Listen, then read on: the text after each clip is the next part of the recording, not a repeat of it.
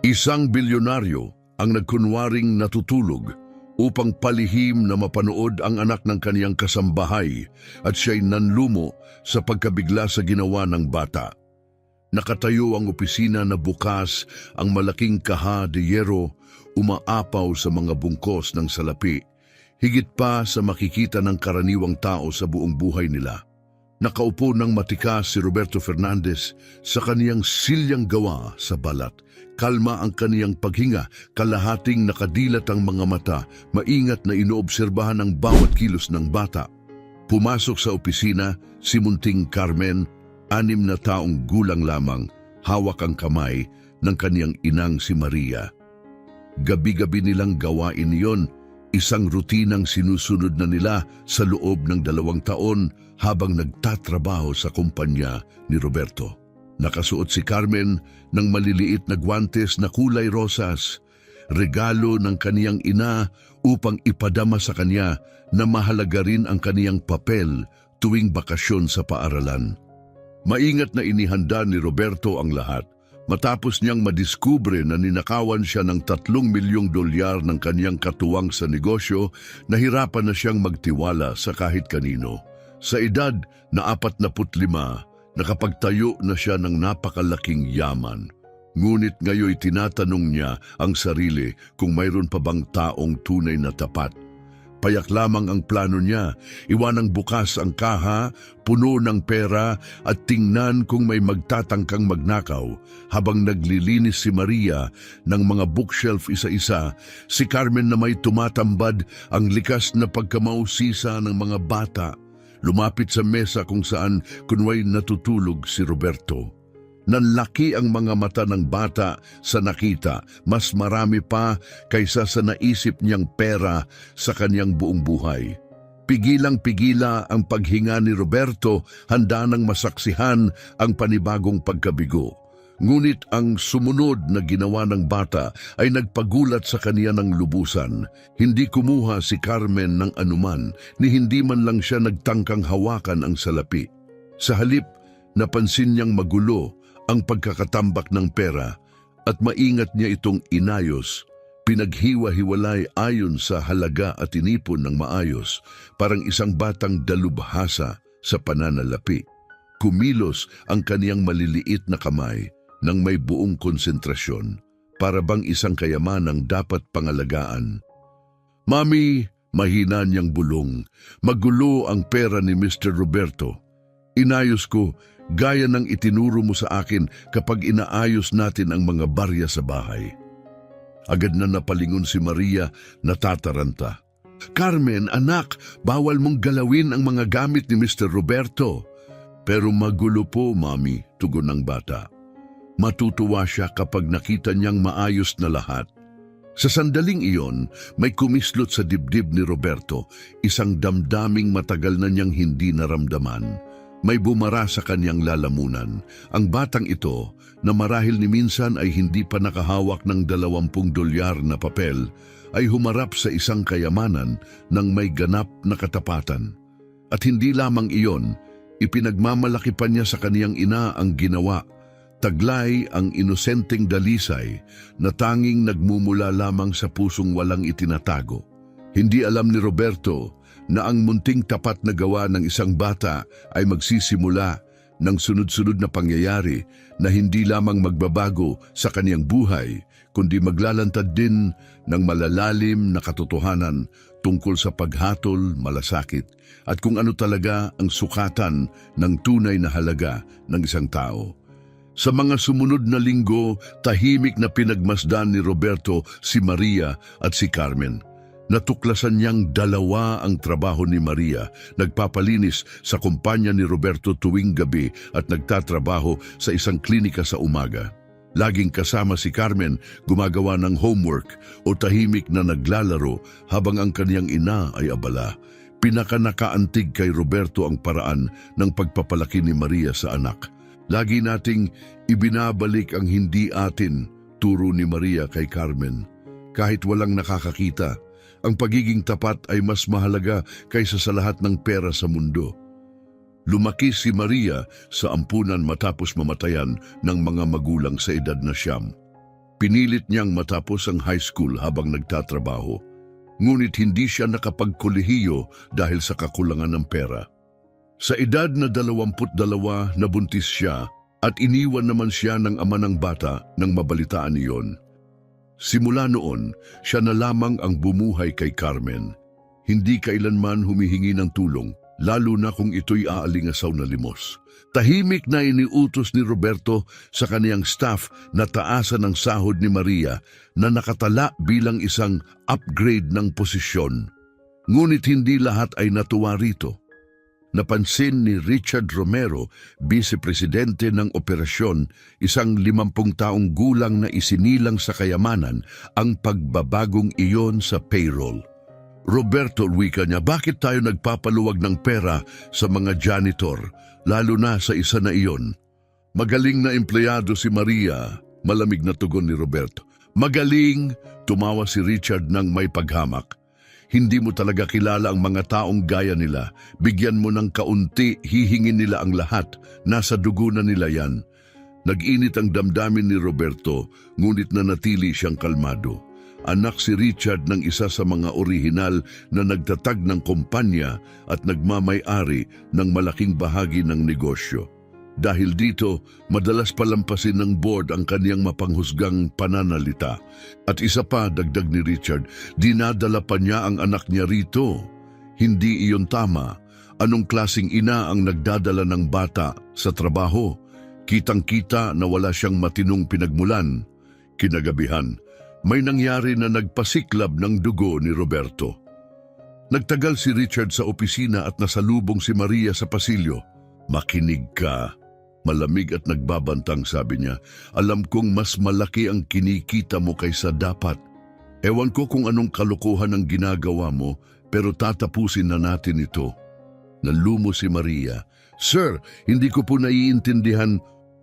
Siyempre hindi, singhal niya.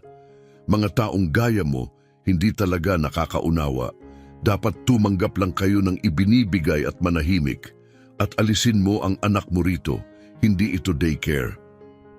Nagtago si Carmen sa likod ng ina, takot na takot. Mahigpit siyang niyakap ni Maria. Sir, trabaho ko lang po ang ginagawa ko. Mahina niyang tugon. Ang trabaho mo ay maglinis at mawala. Wala nang iba. Mula sa kanyang opisina sa itaas, nasaksihan ni Roberto ang lahat.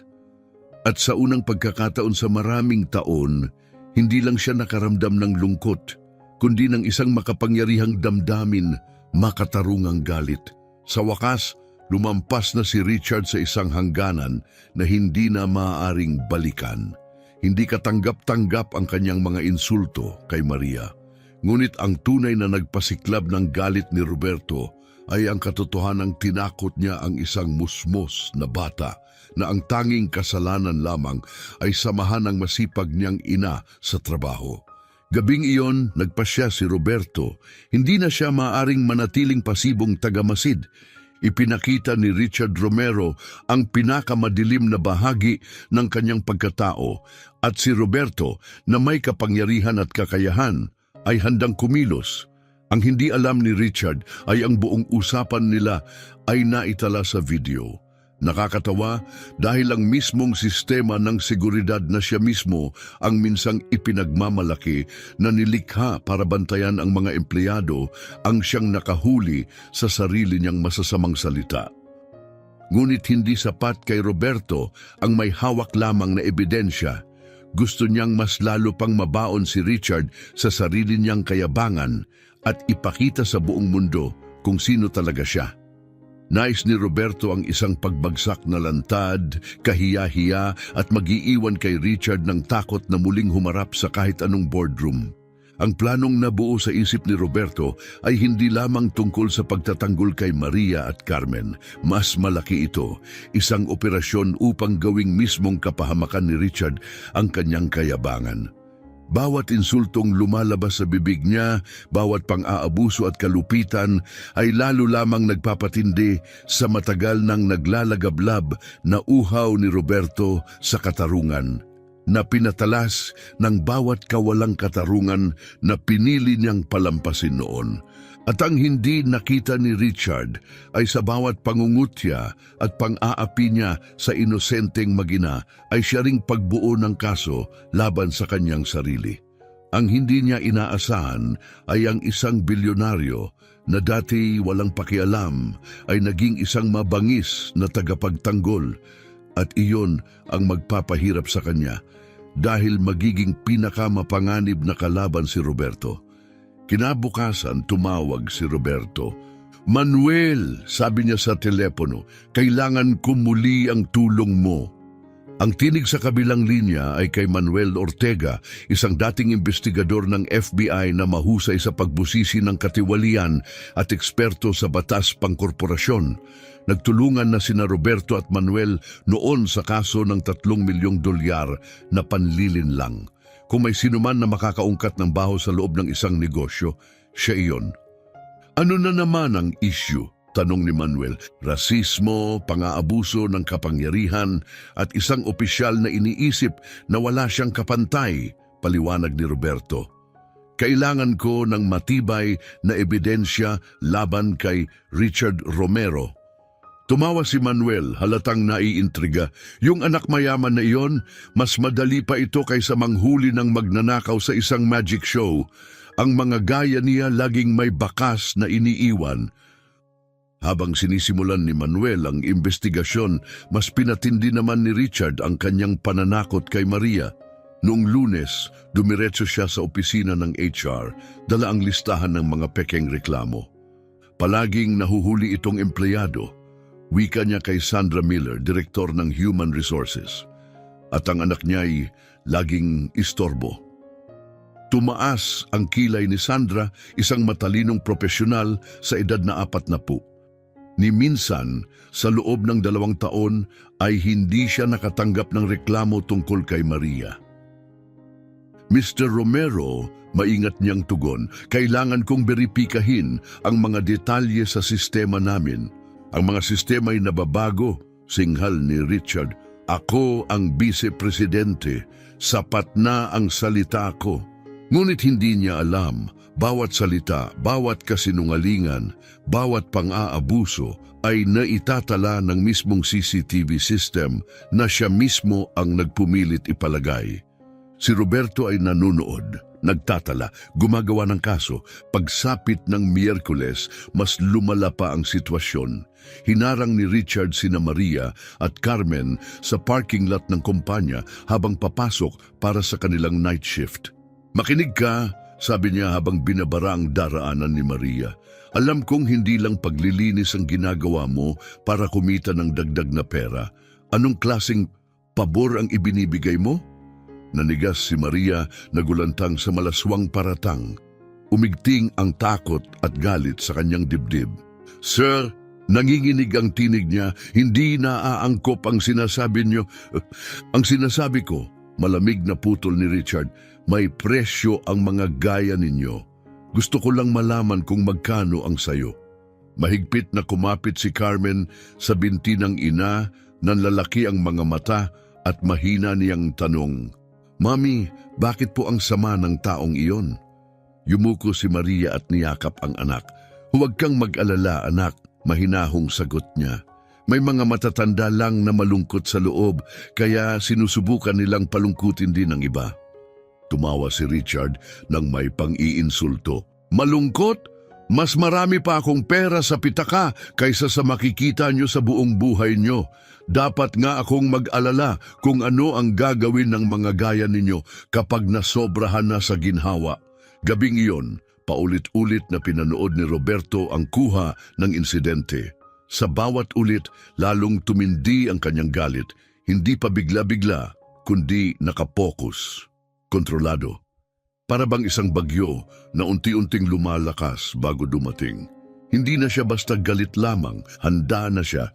Dumating si Manuel, dala ang isang paunang ulat na nagkumpirma ng kinatatakutan ni Roberto. Hindi lamang basta may pagkiling si Richard Romero, kundi mayroon siyang kasaysayan ng pag-target sa mga empleyadong Latino sa buong karera niya. "Tingnan mo ito," sabi ni Manuel habang inilalatag ang mga dokumento. 3 kaso, lahat tahimik na naareglo, Pare-pareho ang pattern. Pinapahiya niya ang tao hanggang sa kusang magbitiw. Pagkatapos, binabayaran sila ng kumpanya ng palihim. At bakit kailanman hindi siya napapanagot? Tanong ni Roberto, bagamat alam na niya ang sagot. Dahil binabayaran ng tatay niya ang katahimikan ng mga tao. Tugon ni Manuel. Kapag masyadong magulo, inilipat siya sa ibang kumpanya. Hindi lang siya basta mayabang. Isang mandaragit siya na nabubuhay sa kapangyarihan at pribilehiyo, isang corporate parasite. Matamang pinag-aralan ni Roberto ang ulat. Hindi lamang nakalalason si Richard, itinayo niya ang buong karera sa pang-aapi ng mga taong walang laban. Manuel, malamig na wika ni Roberto, gusto ko ang lahat. Mga tawag sa telepono, email, pribadong mensahe, online activity, gusto ko ng kumpletong larawan. May pinaplano kang malaki? Tanong ni Manuel. Pinaplano ko ang hustisya, matatag na sagot ni Roberto. Noong Huwebes, maingat na nilapitan si Roberto ng HR Director na si Sandra Miller. Mr. Fernandez, maingat niyang sabi, may sitwasyon tayo tungkol ito kay Richard Romero. Pinipilit niya kaming tanggalin sa trabaho si Maria, ngunit wala akong makitang balidong dahilan. Iniisip nilang may personal na ugnayan sa pagitan niya at ng pamunuan. Dagdag niya, tumaas ang kilay ni Roberto. Anong klaseng pressure? Pinararatangan niya si Maria ng mga paglabag sa patakaran, pero kapag tinitingnan ko ang records walang ebidensya. Kahapon sinabi pa niyang mga gaya niya raw ay hindi dapat pinapapasok sa administrative areas tuwing gabi. Mga gaya niya, matalim na ulit ni Roberto, nag-aatubili si Sandra. Sir, naniniwala akong may diskriminasyong nangyayari. Iyon ang bitak na hinihintay ni Roberto. Sandra, aniya, kung may hinala kang diskriminasyon, idokumento mo ang bawat detalye. Maglunsad ka ng internal investigation. Opisyal. Pero siya ang vice-presidente. At ako ang presidente, matatag na wika ni Roberto. Gawin mo at huwag kang mag-iiwan ng kahit ano. Gabing yon, tahimik na inilunsad ni Roberto ang ikalawang yugto ng plano.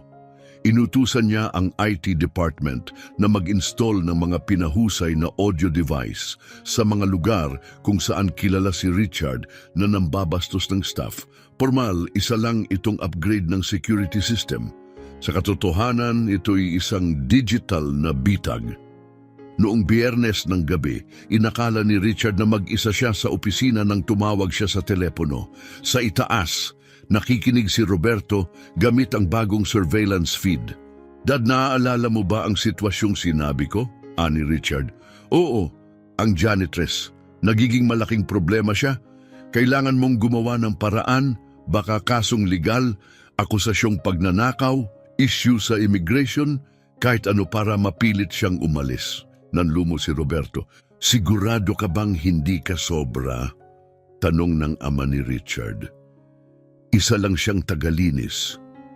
Hindi lang siya malamig, na sagot ni Richard. Ito'y tungkol sa pagpapadala ng mensahe. Kapag masyado ng kampante ang mga gaya niya, baka ang iba sumunod na rin at isipin na may karapatan sila. Hindi natin pwedeng payagan yan. Pinakinggan ni Roberto ang buong tawag, sinisigurong nakarecord ang bawat segundo.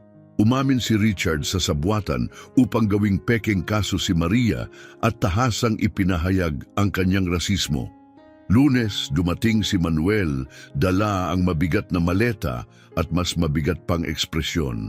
Hindi ka maniniwala dito, sabi niya, binubuksan ang maleta. May mga private social media account si Richard na puno ng hate speech, buong-buong supremasistang banat. Kasama siya sa mga eksklusibong online groups kung saan nilalait nila ang mga empleyado at nagpapalitan ng estratehiya kung paano sila sisirain. May higit pa, dagdag niya. Ginamit niya ang pangalan ng ama niya upang hadlangan ang mga kandidato sa trabaho sa ibang kumpanya. Mahigit 15 taon na niyang ginagawa ito. Pinuklat ni Roberto ang mga screenshot ng pribadong mensahe. Sa isa, nakasulat, "Gotta keep those monkeys in line." Sa iba, only way to deal with them is to show them who's boss from day one. Ito'y ginto, sabi ni Roberto, galit ngunit kalmado. Hintay, mas malala pa. Plano niyang ipahamak si Maria ngayong linggo. Nasabat ko ang usapan, maglalagay siya ng mamahaling gamit sa cleaning cart at tatawag ng pulis. Nanlamig ang dugo ni Roberto. Ano? Akusahan niya ng pagnanakaw sa publiko. Gusto niyang mapahiya si Maria sa harap ng staff, lalo na kay Carmen. Yun na ang huling patak. Hindi alam ni Richard kung sino talaga ang katapat niya. Akala niya si Roberto'y isang malamig na executive na walang pakialam. Akala niya si Maria'y walang laban, ngunit mali siya. Tiningnan ni Roberto si Manuel, matalim ang mga mata.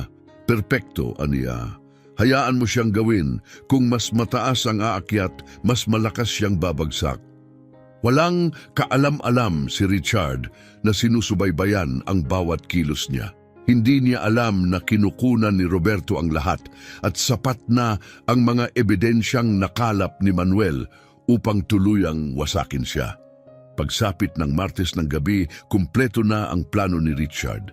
Eksaktong alas 8, pagdating ni Maria at Carmen para sa kanilang shift, lihim na nagtago siya ng isang Rolex watch na nagkakahalaga ng 15,000 dolyar sa cleaning cart. Nakatayo siya sa likod ng mga security monitor, nakangising aso. Perpekto, bulong niya. Bigyan lang ng 15 minuto, mahuhuli ko siyang may ebidensya. Ngunit hindi niya alam, nasa isang palapag lamang sa itaas si Roberto, pinapanood din ang parehong monitor na may malinaw na timestamp. Nakitang-kitang siya mismo ang nagtanim ng relo. Sa labas, nakapwesto si Manuel sa isang van na puno ng surveillance equipment. May mga mikropono, wireless feed at backup video footage, lahat nakasync at handa. 3 investigative journalist na tahimik na inanyayahan ni Roberto ang naghihintay sa labas ng gusali upang masaksihan ang lahat ng magaganap. Manuel, sabi ni Roberto sa radio mic, kakatanim lang niya ng relo. Copy, tugon ni Manuel. Lahat ng backup camera nakabukas. Aktibo na ang audio feeds. Handa na ang bitag at si Richard Romero ay diretsyong naglalakad papasok dito. My family has major investments in this company, singhal ni Richard. Pilit kumakapit sa natitirang piraso ng kanyang bumabagsak na kapangyarihan. Had, matalim na tugon ni Roberto. Hanggang 20 minuto na ang nakalipas nang bumoto ang buong board na bilhin ang lahat ng shares ng pamilya Romero. Congratulations, Richard. Hindi mo lang winasak ang sarili mong kinabukasan, winakasan mo rin ang buong pamana ng iyong pamilya. Dumating ang mga pulis sa mismong sandaling iyon, ngunit hindi sila naroon para kay Maria. Richard Romero, sabi ni Detective Harris habang papalapit ang 2 opisyal, inaaresto ka para sa sabwatan sa paggawa ng peking ebidensya, harassment sa lugar ng trabaho, diskriminasyong rasista at tangkang paninira ng dangal. Habang kinakadena siya, tuluyang nabasag ang maskara ni Richard. Lumingon siya kay Maria, umaapaw ang pagkamuhi sa kanyang mga mata. This isn't over. My family still has power. Had, tugon ni Manuel lumapit. Hanggang ngayong umaga nang makatanggap ng kopya ng ebidensya ang lahat ng pangunahing news outlet. Tumawag ang tatay mo 2 oras na ang nakalipas, nagmamakaawa na tanggalin ang pangalan ng pamilya ninyo mula sa mga dokumento ng kumpanya. Lumapit ang isang mamamahayag, hawak ang mikropono at tinanong si Maria, Miss Jefferson, ano ang pakiramdam na tuluyang napatunayan ang iyong pangalan at ang lalaking nagtangkang sirain ka ay haharap na sa hustisya? Tumingin si Maria kay Carmen, saka kay Roberto. Huminga siya ng malalim at marahang nagsabi, pakiramdam ko'y lubos na pasasalamat. Pasasalamat na may mga tao pa ring pinipiling manindigan para sa tama, kahit mas madali sanang manahimik. Pinanood ni Roberto habang inaalis si Richard nang nakaposas. walang awa. Ang dating vice-presidente papasok sa kulungan, wasak ang reputasyon, nawala ang kayamanan, at tuluyang nadungisan ang pangalan sa mundo ng negosyo. Ang pagbagsak ay ganap, lantad at tatatak sa mga boardroom sa mga darating na henerasyon. Bumaling si Roberto kay Maria at ngumiti. Maria, ano sa tingin mo tungkol sa isang promosyon? Namigat ang luha sa mga mata ni Maria habang siya'y tumango. Masayang pumalakpak si Carmen, hindi pa lubos na nauunawaan ang lawak ng nangyari, ngunit alam niyang may magandang naganap. Naipagkaloob ang hustisya, ngunit higit pa roon, ito'y naging pagbabago ng direksyon. Naglakad si Maria Jefferson sa mga pasilyo ng Fernandez Enterprises, ngunit ngayong pagkakataon, hindi bilang tagalinis, siya na ngayon ang Director of Human Resources, isang posisyong nilikha mismo ni Roberto nang matuklasang may pinag-aralan si Maria sa business degree na hindi lang niya natapos. Isa sa kanyang unang hakbang ang paglunsad ng scholarship program para sa mga anak ng empleyado.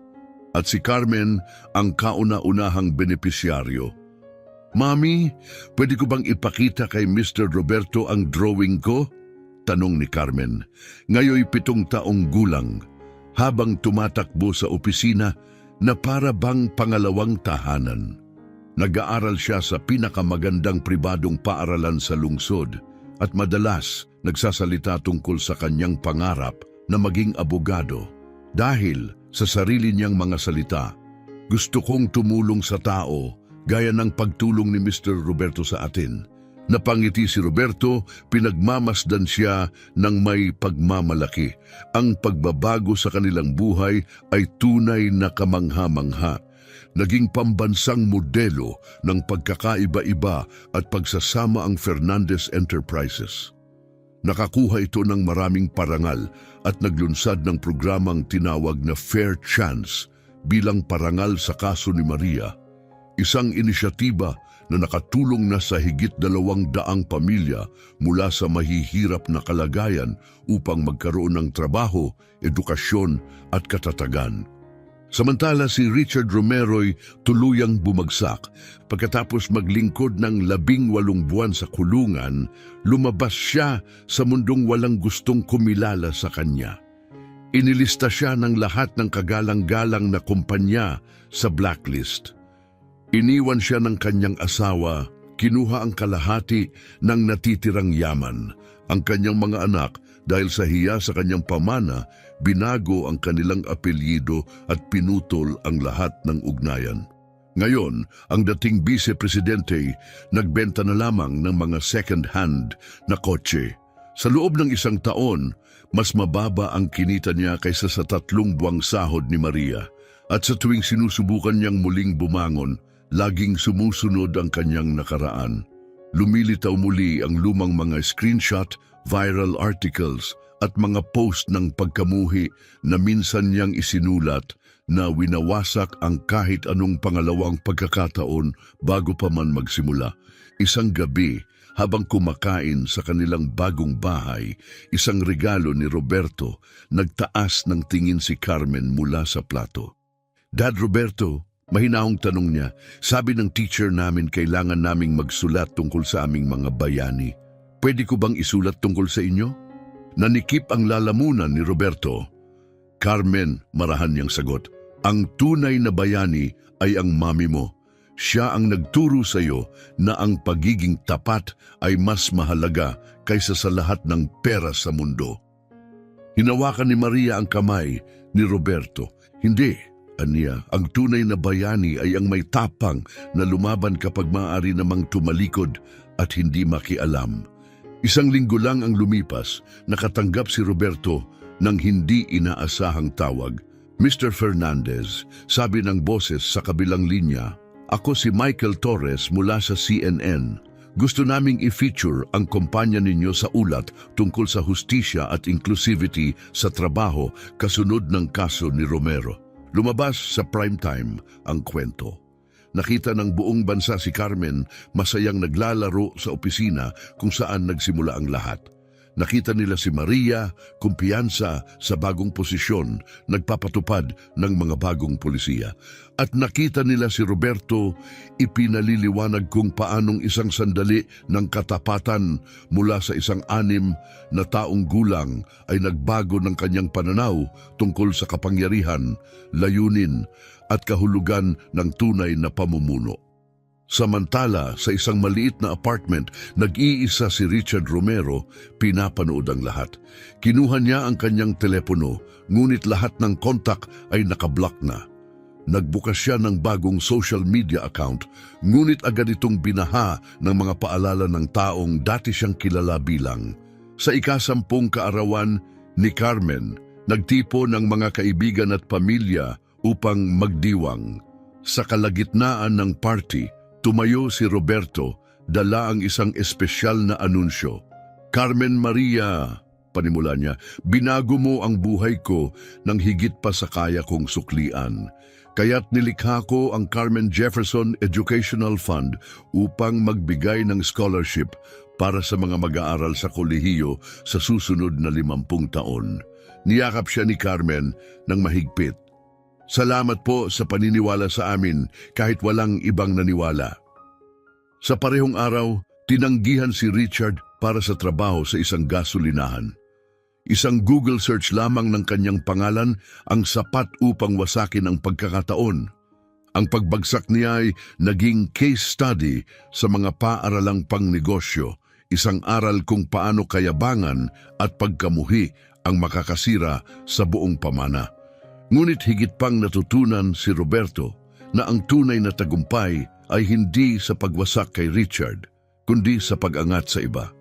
Naitayo niya ang kumpanya bilang simbolo ng hustisya, nakalikha ng mga oportunidad na nakapagbago ng buhay ng daan-daan, at napatunayan na ang paninindigan para sa tama ay kayang baguhin ang mundo. Ang katapatan ng isang 6 na taong gulang, wika ni Roberto sa isang talumpati sa Harvard University, ang nagturo sa akin na ang pinakamakapangyarihang tugon sa pagkamuhi ay pagmamahal na sinasabayan ng aksyon. Tinangka ni Richard na ibagsak tayo, ngunit lalo lamang niya tayong itinaguyod ng higit pa sa ating inasahan. Ngayon, naghahanda si Carmen na pumasok sa Harvard. Hawak na ni Maria ang MBA at kilala sa buong bansa para sa kanyang gawaing pang-HR. Si Roberto na may pinarangalan ng pamahalaan para sa pagbabagong dala niya sa corporate diversity, at nagsimula ang lahat sa isang nakabukas na kaha at isang batang piniling maging tapat. At si Richard, patuloy siyang namumuhay ng mag-isa, palipat-lipat sa mababang sahod na trabaho. Hindi na nauugnay ang kanyang pangalan sa kapangyarihan o prestihyo, kundi bilang isang babala.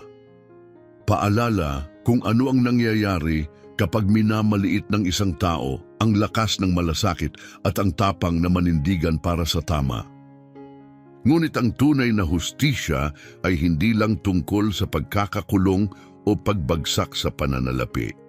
Ang totoong hustisya ay ang patunay na kapag ang kabutihan ay ipinagtanggol ng may tapang, ito'y lumilikha ng pamana na nagbibigay inspirasyon sa iba, isang pamana na nabubuhay sa maraming henerasyon. Kung ikaw ay naantig ng makapangyarihang kwentong ito, siguraduhing mag-subscribe sa channel.